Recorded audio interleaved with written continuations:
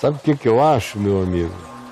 É que a cabeça da maioria das pessoas pensa no mundo espiritual como se fosse um monte de tribunais e de fóruns.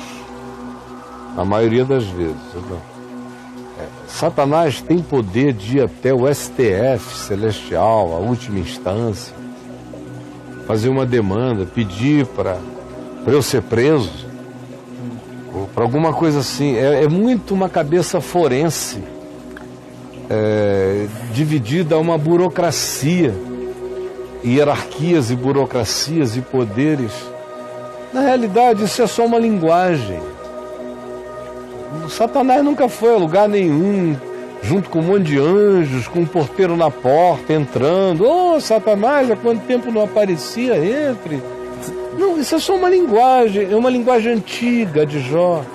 Uma assembleia na cidade, onde o juiz supremo está reunido, e vêm todos. Veio naquele dia também, entre os filhos desse senhor, veio esse filho estranho, perverso, que se fez antagonista dos demais irmãos, chamado Satanás. Mas é uma imagem de um teatro. Quando o livro de Jó foi escrito, os grandes dramas humanos já aconteciam em teatros e em anfiteatros.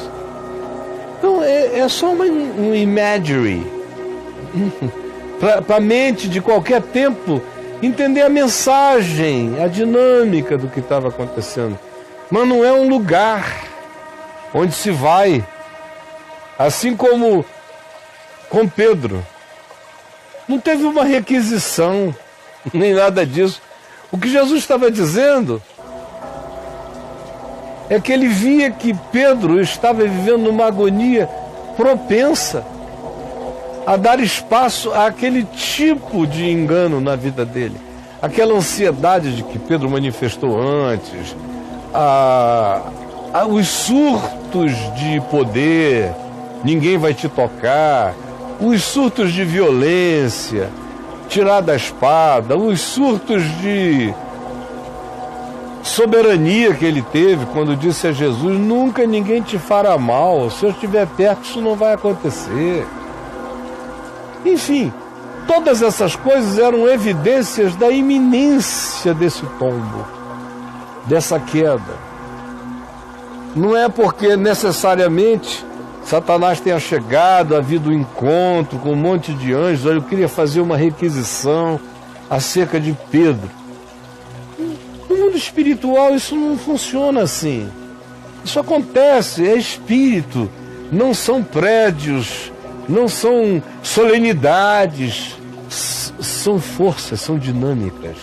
Jesus só está interpretando para Pedro aquilo que de outra feita não seria nem comunicável.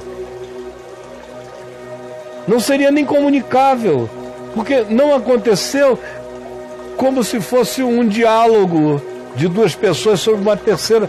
Aconteceu numa perspectiva de que aquela comunicação que Jesus traz tem a ver com algo que era real no mundo espiritual, mas não necessariamente como expressão de um palco ou de uma esquete. Porque eu vi que o que chamou a sua atenção foram duas coisas. Como foi com Jó, foi com Pedro. Isso é a primeira coisa, comparar as semelhanças. E a segunda coisa, pode acontecer com a gente? Ora, leia Efésios 6, quando se manda vestir as armas do Espírito. Capacete da salvação, couraça da justiça, cingir-se no íntimo com a verdade, vestir o evangelho da paz, a sandália da preparação do evangelho da paz, empunhar o escudo da fé, a espada do Espírito, que é a palavra de Deus, para que depois de terdes vencido tudo, permanecerdes inabaláveis. É para isso. E luta com o adversário eu tenho todo dia. Hoje eu já tive. Terei várias ainda durante o dia. São sentimentos que eu tenho que dizer, não, esse sentimento não procede de Cristo. São pensamentos que eu tenho que dizer, não procedem de Deus. Ou são vontades de decidir numa direção a qual eu digo é carnal. Você só está fazendo isso porque você pode, não porque seja limpo, justo, santo e bom. Eu passo o dia dizendo isso para mim mesmo, porque se eu não disser isso a mim mesmo, eu farei coisas que me colocarão exatamente neste lugar de ser peneirado como trigo. Agora, existem estações nas quais mais intensamente nós somos peneirados como trigo. Que estações são essas? É quando dá uma veneta no diabo de vir atacar a gente? Não. O diabo só me ataca quando eu me ataco. Quando eu estou propenso, quando tudo em mim se inclina naquela direção. Então, eu acho mais fácil dizer que é o diabo que está me tentando de todos os lados do que dizer, poxa, eu estou com tesão de tudo que é coisa ruim brotando simultaneamente dentro de mim. Todavia, quando a gente tem coragem de dizer, eu estou com tesão de tudo que é coisa que pode me destruir, brotando simultaneamente de dentro de mim, e eu começo a abrir os pacotes, as caixas de Pandora das minhas tentações, elas vão virando nada. Mas quando eu digo, o diabo está aqui, aí pronto. Aí eu começo numa luta, e quanto mais eu luto com ele, mais a luta com ele alimenta a minha tentação. Simão, Simão, eis que Satanás vos requereu para vos peneirar como trigo. Eu, porém, roguei por ti, para que a tua fé não desfaleça. A única questão é esta. A minha fé está firme em Cristo, no Senhor, na palavra, na promessa, na garantia que o Evangelho me dá, de que nenhum mal me sucederá, praga nenhuma chegará à minha casa, porque aos seus anjos ele dará ordens a meu respeito para que me guardem todos os meus caminhos. Eu estou firme. Firme está o meu coração, ó Deus, é o que eu sei a respeito do meu vínculo com ele. Porque se estiver, o diabo que se ande, que passe essa peneira até ela puir, porque eu estou guardado. Agora, se a minha fé não estiver posta nele, o meu coração estiver cheio de dúvida, e eu me impressionar acerca dos supostos maus intentos do diabo para comigo, eu vou ser peneirado em todas as ações malignas, porque aquele que teme, que tem medo, não está aperfeiçoado no amor de Deus. E é só no amor de Deus que eu e você podemos saber que estamos segura e completamente guardados. Eu cuido do meu coração, nem penso em Satanás. Satanás foi resolvido por Jesus, que é também quem resolve o meu coração. Agora, como eu sou o dono do meu coração, cumpre a mim não ficar pensando sobre o que o diabo está fazendo. Já me basta ver quais são as artimanhas que o meu coração está inventando. Porque é do meu coração que procedem tentações, corrupções. O diabo é só um aproveitador do que eu produzo. Ele só processa, amplifica, aumenta e devolve. Mas quem dá o material, a matéria-prima, as concepções originais, emocionais, sentimentais, como Jesus diz em Marcos 7, e o Provérbios diz, e todo mundo diz, só não diz quem não quer dizer, procedem do coração.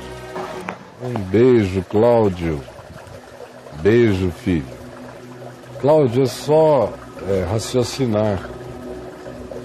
Não precisa nem entender nada, é só raciocinar, olhar o mundo, a vida, a existência à sua volta. Me responda. Pessoas que não creem em Deus, que não frequentam a fé cristã, as igrejas, os templos, que não sabem de nada disso que ainda atormenta a sua mente. Elas, quando estão doentes e procuram um médico, elas ficam curadas ou não ficam curadas? Boa parte delas ficam, não é? A maior parte delas ficam. Sabendo de Deus, não sabendo de Deus, zangadas com alguém ou não, perdoando ou guardando ressentimento, dependendo da doença, dependendo do tratamento, elas ficam curadas. É uma questão de causa e efeito orgânico biológico ficar curado. Existem alguns casos, meu filho, em que a gente pode levar o raciocínio para esse lado, do indivíduo que não se permite curar. Mas não é assim do jeito que te vendem essa história. E você só fica ainda impressionado com isso porque a tua cabeça não saiu da religião. Você que pensa, mas você ainda pensa com categorias mágicas. Você ainda acha que o servo de Deus vai ter na vida um tratamento diferente pela existência daquele que não é servo de Deus. Você ainda é assim. Você não creu ainda no Evangelho que diz que Ele faz vir chuvas sobre maus e bons, sobre justos e injustos. Não creu ainda quando Jesus disse que no mundo a gente teria aflição. E não é só porque a gente prega o Evangelho e pessoas perseguem, não, ele está falando de aflição em geral, como qualquer outro. Como o livro de Eclesiastes diz, que o que sucede ao justo, sucede também ao injusto. Acontece, é assim mesmo. Então, por favor, você quer ficar livre de todas esses imbrólios, esses rolos, essa insanidade religiosa que não te ajuda nem a observar estatisticamente a vida. Porque você já olha com esses olhos condicionados pela magia, pela superstição, pelo delírio. E aí não enxerga nem os dados avaliados e constatados estatisticamente falando. Não consegue nem raciocinar o que você vê no seu cotidiano. Por favor, observe e saiba. Nunca houve a promessa de que assim seria. Existem bons morredores e maus morredores. Tanto faz um ateu que seja um indivíduo apegado à vida, demora mais a morrer do que um ateu desinteressado na existência. Ele arregimenta menos energia para a vida. E o que está interessado na vida arregimenta recursos psíquico-orgânicos para resistir. Tanto faz se quem seja, pode ser só um ateu apegado à existência e um ateu de saco cheio. Um vai mais rápido do que o outro. Crentes também, descrentes também. Isso é mais um fenômeno psíquico da natureza humana. Mas vocês têm a mania, meu filho, de quererem criar nichos espirituais diferentes, diferenciações para quem é de Deus e para quem não é de Deus. Isso tudo é papo furado. Quem é de Deus ama, quem não é de Deus não ama. O bem que acontece a quem é de Deus, acontece, e o mal que acontece a quem não é de Deus, acontece também. Quem é de Deus vai reagir ao mal de maneira diferente, vencerá o mal com o bem. Quem não é de Deus ficará amargurado e buscará vencer o mal com o mal. Mas a experiência da dificuldade todo mundo tem. Parem com isso. E a resposta que a gente tem que dar é aquela que Jesus nos ensinou. Tem de bom ânimo. É muito mais simples. Parem com doutrinação. Viver é muito mais simples. Com essa doutrinação toda é que fica insuportável. Tá bom, meu filho? Beijo. É isso aí.